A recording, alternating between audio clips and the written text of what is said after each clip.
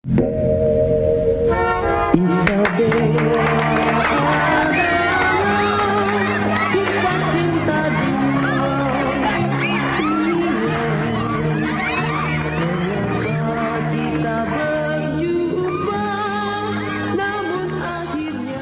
kurang yakin profesi yang kamu jalankan sekarang ini bisa meraih masa depan yang baik.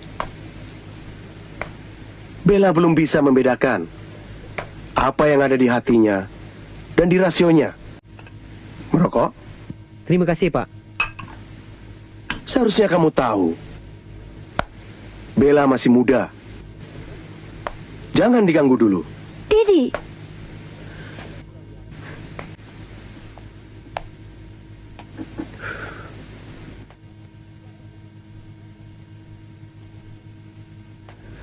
Kenapa kamu tidak memilih profesi yang lebih mapan? Bekerja di kantor misalnya? Dan tidak perlu tampil yang aneh-aneh.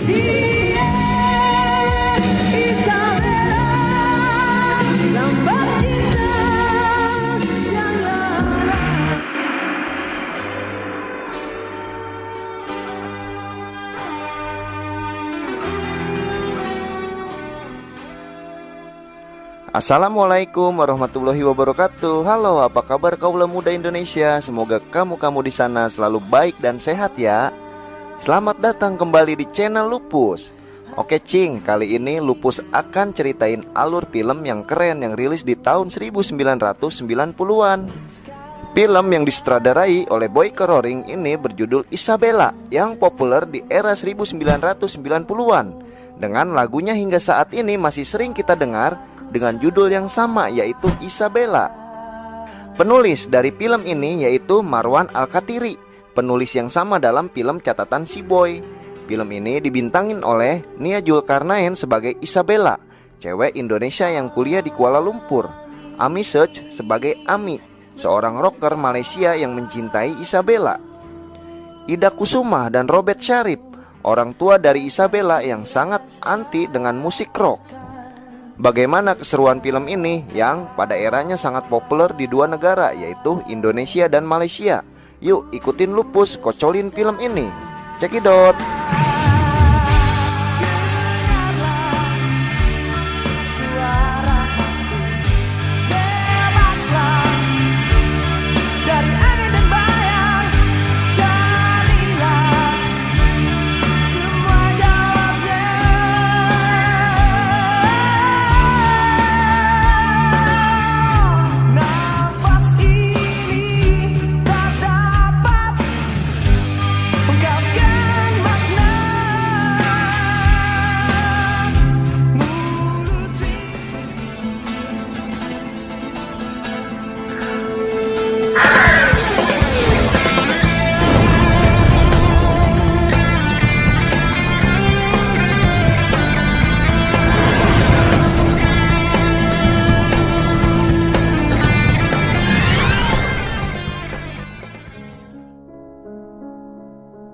Film diawali saat ayah Bella membaca koran adanya kerusuhan saat konser musik rock di Jakarta yang sangat brutal.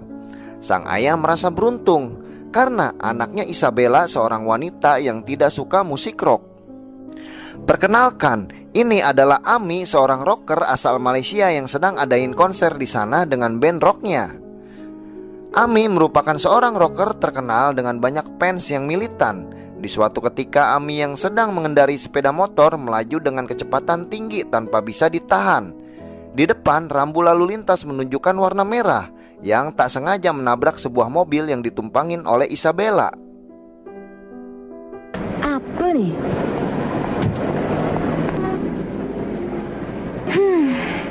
Sorry. Tak apa. Tunggu dulu.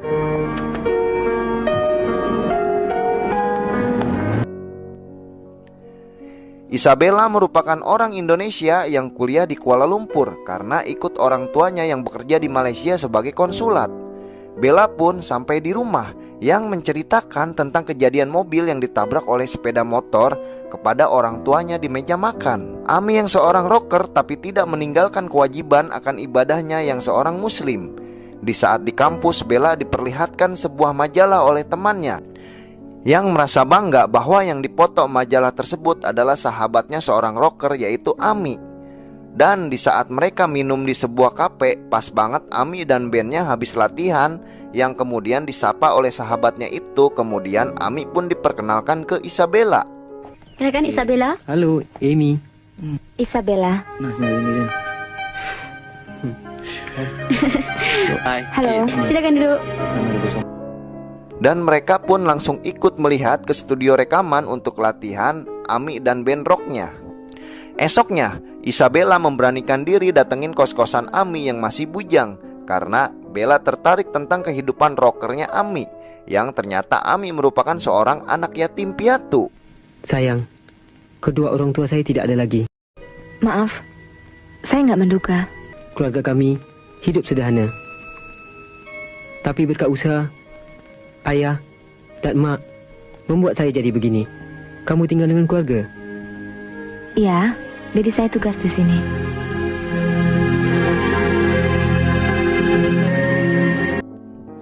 Percik-percik cinta di antara dua manusia ini mulai bersemi di antara sebuah perbedaan yang ada.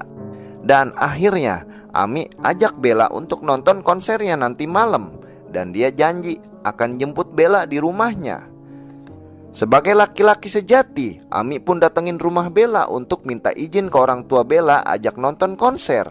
Bokapnya yang sedari awal sangat anti rocker ini, sekarang di depan matanya datang anak laki-laki berpenampilan aneh ke rumahnya, minta izin ajak Bella untuk nonton musik rock. Bella yang sudah tampil cantik pun datengin sang ayah untuk izin pergi. Tetapi sang ayah melarang Bella untuk pergi dengan Ami. Walaupun Bella memaksa, tetapi izin tidak keluar dari sang ayah, dan Ami pun izin pergi meninggalkan rumah itu. Ya, Dad, kenalin, ini Amy. Bella hanya ingin nonton konser, Dad. Daddy tidak mengizinkan kamu pergi. Titik. Tapi Amy kan dijemput. Saya minta diri. Dia akan mengerti. Oh,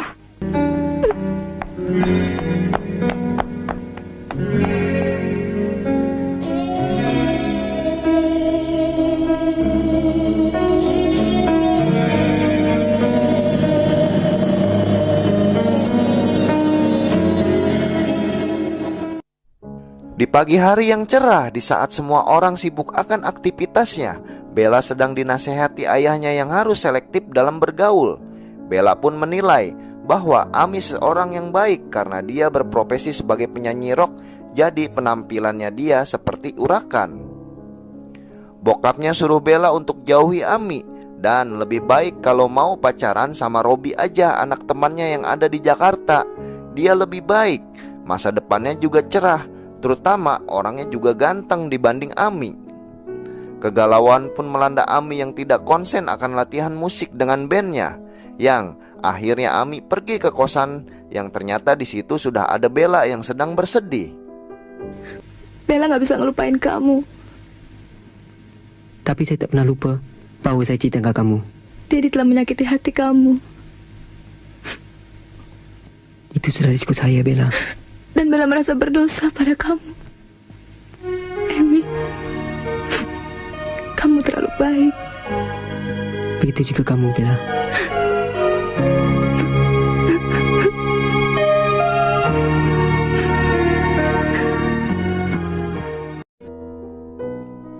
Bella yang cerita dengan Salma bahwa dia telah berpacaran dengan Ami membuat Salma berubah tatapannya.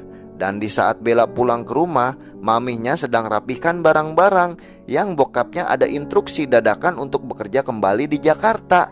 Di saat bersamaan, Salma sedang ungkapkan perasaan ke Ami di kosannya Ami. Tetapi semua itu percuma karena Ami hanya anggap Salma sebagai teman baik dan tidak lebih. Apalagi Salma dan Isabella merupakan sahabat dekat yang kedepannya akan menjadi tidak elok dan akan tidak baik. Di momen itu Bella datengin kosan Ami yang ingin kasih tahu akan kepindahannya ke Jakarta. Tetapi Bella melihat Ami sedang membasuh air mata Salma yang sedang bersedih. Dan akhirnya terjadi kesalahpahaman antara Ami dan Isabella. Akhirnya Isabella pun tiba di negara tercinta dengan membawa kesedihan yang menurut nyokap nanti juga kamu akan melupakan Ami. Apalagi di Jakarta ini ada Robby yang akan menemani Isabella. Baru diomongin orangnya, di malam hari Robby datengin rumahnya Isabella yang disambut oleh Mami Bella yang begitu antusias dengan kehadiran sang bakal calon menantu yang sangat ganteng. Apa kabar, Bella? Baik, Aku ingin mengajak kamu pergi. Kamu setuju? sorry deh Rob, lagi nggak minat. Kamu yang bawa duren ya? Ya. Ngapain sih kamu bawa gituan? Kapan kamu ada minat? Nggak tahu deh, nggak janji. Di Jakarta, Bella pun masuk kampus yang terdapat teman-teman lamanya yang bercanda tentang pacar Bella yang seorang rocker Malaysia terkenal. Suasana mereka pun dihentikan dengan kehadiran Robby yang sebenarnya Bella merasa bete. Dengan terpaksa demi orang tua, Bella pun mau pergi dengan Robby dan nanti malam Robby akan jemput Bella di rumahnya. Di saat Ami telepon rumah Bella, yang angkat pembokatnya yang bilang non Bella sedang pergi dengan Den Robby. Bella dan Robby akhirnya makan malam bersama. Mereka bincang-bincang ringan. Dan di saat Robby menanyakan tentang cowok rocker yang dekat dengan Bella di Malaysia, angan Bella pun melayang teringat akan Ami dan suasana di Malaysia. Di pagi hari, Ami telepon kembali yang angkat nyokapnya Bella. Karena rasa kasihan, akhirnya nyokapnya meneruskan telepon Ami ke Bella. Ternyata Ami akan datang ke Jakarta untuk bertemu dengan Isabella, yang membuat bokapnya Bella khawatir akan kedatangannya Ami. Di tempat lain di Malaysia, bandnya Ami sudah tidak kondusif karena Ami yang sedang bertarung dengan perasaannya. Dan Ami pun izin ke teman-temannya akan pergi ke Jakarta untuk bertemu dengan Isabella. Sampai hari H, akhirnya Ami tiba di Jakarta yang kemudian dijemput oleh Isabella. Di saat di klub, Ami menanyakan ortu Bella apa sudah bisa menerima dia. Dan Ami pun ingin bertemu dengan orang tuanya Bella yang merupakan sudah jadi resiko untuk seorang laki-laki. Di saat mereka berdua pulang ke rumah, ternyata sudah ditunggu oleh bokapnya Bella di depan pintu. Untuk kedua kalinya Ami ditolak oleh bokapnya Bella. Tetapi menurut Ami itu sudah menjadi resiko dan bukan suatu halangan, karena seorang laki-laki harus hadapin secara kesatria. Kenapa kamu tidak memilih profesi yang lebih mapan? Dan tidak perlu tampil yang aneh-aneh. Bekerja di kantor misalnya.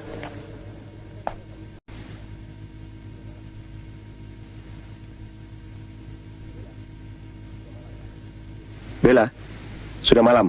Tidur.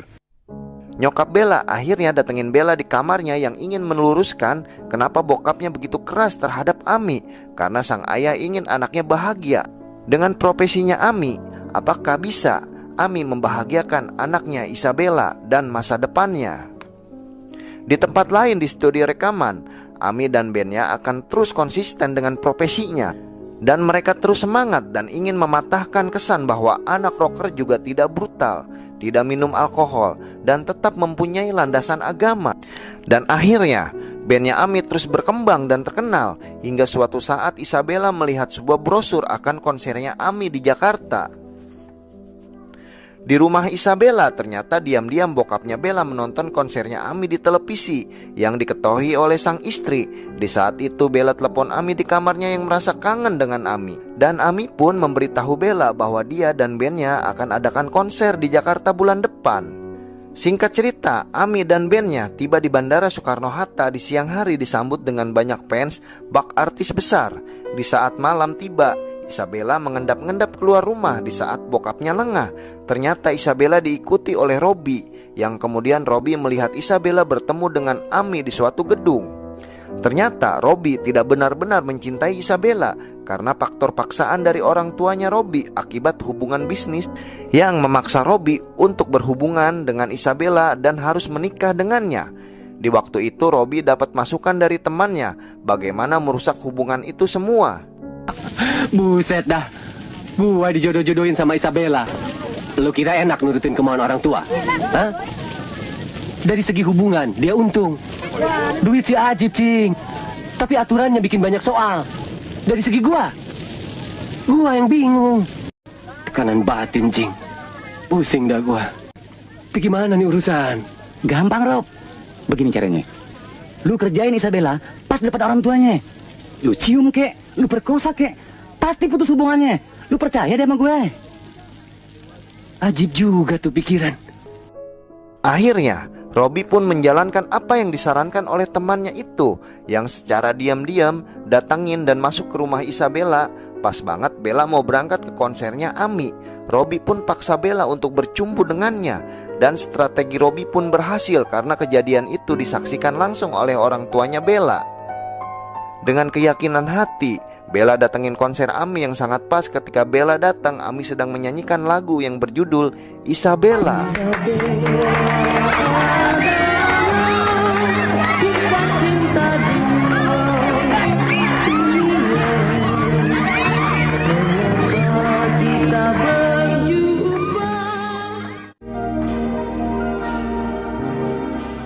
Film pun selesai dengan ending yang bikin melau. Wassalamualaikum warahmatullahi wabarakatuh.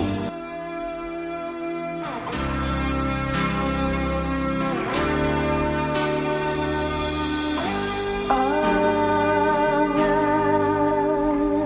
hampiriku, lukiskan bayang yang